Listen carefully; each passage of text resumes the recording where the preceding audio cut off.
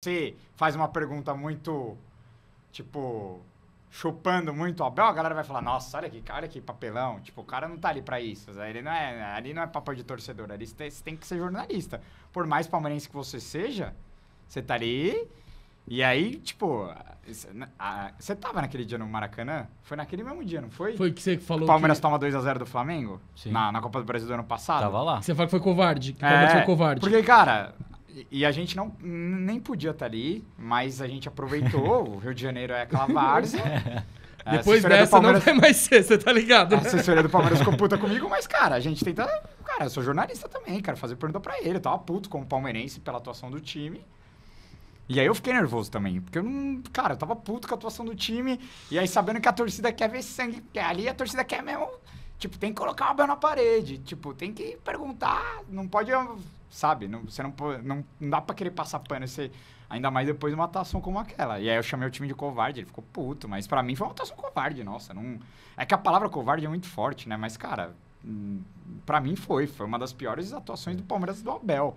Mas é difícil fazer essa separação do torcedor pro jornalista, de fazer a pergunta certa, porque eu acho bizarro quando, até no Corinthians TV sente, né, de jornalista querer ficar elogiando, tipo, não é o papel, não é o lugar pra você ficar elogiando o treinador, cara, não é o lugar. Não, e mano, eu acho que assim, se o Abel fosse um cara que gosta que paguem pau pra ele, fica de amizadezinha com o jornalista, talvez fosse até uma coisa que os jornalistas que estão lá quisessem fazer, pra fazer uma média com ele, se aproximar dele e tentar uma exclusiva. Mas o Abel é o oposto desse cara. Exato. Ele não tá nem aí se você vai elogiar ele na sua pergunta, ele não vai conceder exclusiva, tanto que só concedeu 2 na 5 anos de Palmeiras, 2 ou 3, sei lá. Então, assim, não tenho interesse nisso, não tenho interesse em ficar puxando o saco dele, apesar de, tipo, se você me perguntar, eu gostar muito do trabalho dele. Só que, por exemplo, nessa situação que você deu o exemplo, você queria aproveitar do barulho da torcida que tava querendo ver fogo mesmo e criar essa... Não, e eu queria ouvir o que ele tinha pra falar também, velho. Sobre tipo, aquilo... Pô, por que o time foi tão apático, covarde mesmo, cara? O Palmeiras deu um chute no gol. Então, no Verdazo a gente tem uma linha editorial e eu respeito todas as linhas editoriais dos diferentes veículos. O legal de hoje em dia é que a gente tem muitos veículos diferentes e cada um tem a sua linha. Claro. No Verdazo a gente... Cara, é um veículo que é financiado por uma comunidade de padrinhos que, cara, são palmeirenses sensacionais que financiam ali o nosso trabalho, participam das discussões e tal. E, cara, é uma linha, uma comunidade de pessoas que gostam de falar sempre do racional e do não óbvio. Então, tipo, o Palmeiras perdeu, vamos só bater no Abel. De ver o copo meio cheio, né? Às vezes ver o copo meio cheio, mas, tipo, se for pra fazer uma crítica, fazer embasada em dados e não só no, tipo, no calor do momento. Sim. Então... Eu ia fazer... eu não lembro que pergunta exatamente que eu fiz nesse dia especificamente, mas eu sigo essa linha, então acabo que eu muitas vezes não faço perguntas que irritam ele. Mas às vezes, mesmo seguindo essa linha, ele vem e me destrói. Tem uma história, inclusive... Não sei se vocês lembram dessa história do dia do derby do 2x2. Que o do Everton, da falha do Galo. Exato. Que o Palmeiras estava com um jogador a mais, que o Gustavo Henrique vai pro gol, porque o Cássio é expulso. O Piquerez tem a falta. O Piquerez tem a falta, tenta colocar a bola no ângulo. E, cara, acaba o jogo 2x2, eu entro nas redes sociais, um monte de gente falando disso. Falei, pô, vou tentar aproveitar dessa questão. Eu já tinha lido o livro do Abel e tinha visto que o Palmeiras treina dinâmicas específicas de jogo. Por exemplo, um time joga com um jogador a mais e outro com um jogador a menos. Para saberem trabalhar situações muito específicas de jogo. E aí eu fiquei, será que ele já trabalhou alguma situação específica de quando você tem um goleiro que é muito ruim, ou um cara que é da linha no gol, tipo, o que fazer? Ou se não, se ele nunca trabalhou isso antes, o que ele falou para os jogadores na hora? Por que ninguém do banco gritou, Piquerez, dá uma deda no meio do goleiro, na pior ele vai dar rebote pro meio da área? Isso era a minha pergunta na cabeça. Quando eu comecei a desenvolver isso, ele já me interrompeu e falou assim, o que aconteceu depois da falta do Piquerez? Tiro de meta. O que aconteceu depois do tiro de meta? Falta pro Corinthians. O que aconteceu depois da falta do Corinthians? Gol. Então, sabe, quando ele tá puto, ele gosta de me entrevistar de volta. Teve uma vez que eu fiz uma pergunta do jogo do Palmeiras e Ituano, ele virou e falou assim, com quantos defensores o Ituano defende? Por sorte eu sabia, tipo, eu tava com essa... Eu falei 5, mas tipo...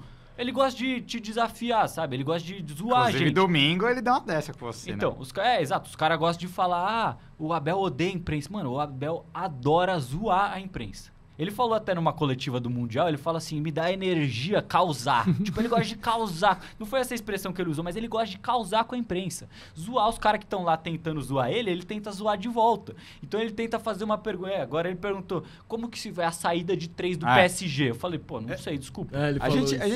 Eu tinha até separado esse... Eu ia colocar mais pra frente da nossa entrevista, mas já que a gente tá falando disso... Coloca aí, Pietro, por favor, pra quem não viu esse momento, até não vamos colocar a resposta inteira do Abel, mas solta aí pra quem não viu ver aí do que a gente tá falando. Solta aí. Olha, tá aqui nós aqui. Peraí. A gente viu o Palmeiras por muito tempo fazendo uma saída de 3 com 2 zagueiros e um lateral, que poderia ser o Marcos Rocha por muito tempo, agora mais recentemente o Jai.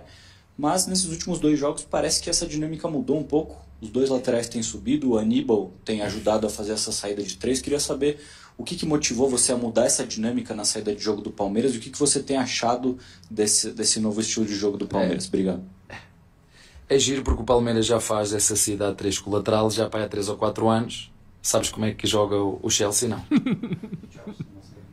Pois, tens que ver. Sabes como é que joga o Paris Saint-Germain na saída de bola?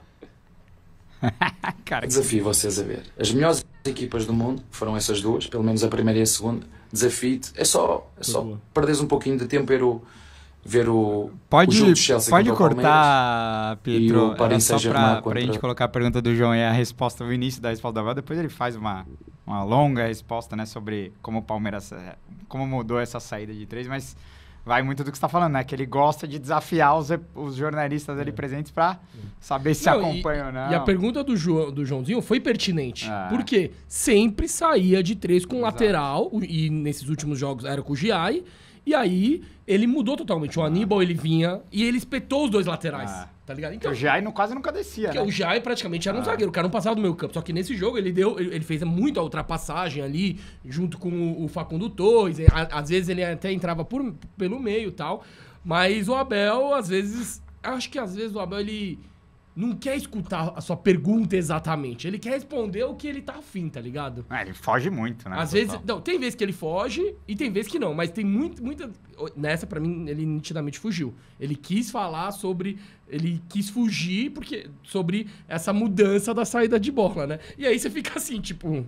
Exato, ele não gosta de abrir muito da parte tática do E tá Palmeiras tudo bem. Tá tudo certo, exato. É isso que eu ia falar. Tipo assim, cara, ele não é obrigado a ficar abrindo as estratégias dele.